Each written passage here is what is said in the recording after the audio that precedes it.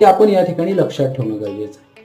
टिळक म्हणतात की त्यानं चपलाचा जरी व्यवसाय टाकला तरी मला काही वाईट वाटणार नाही, परंतु त्याची चप्पल जो कोणी घालेल त्याने मात्र म्हटलं पाहिजे ही टिळकाच्या नातवाची चप्पल आहे.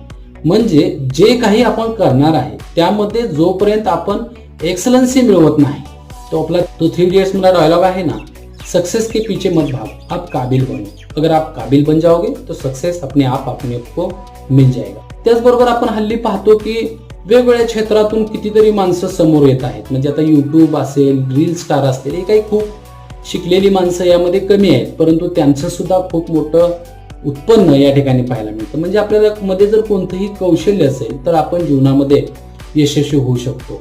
मित्रांनो, जी मुलं हा व्हिडिओ पाहतात त्यांनी एक छोटीशी म्हणजे लक्षात ठेवण्यासारखी गोष्ट आहे की जो या टप्प्यामध्ये आयुष्याच्या एक 5 ते 7 वर्ष कष्ट करेल, लक्षात घ्या,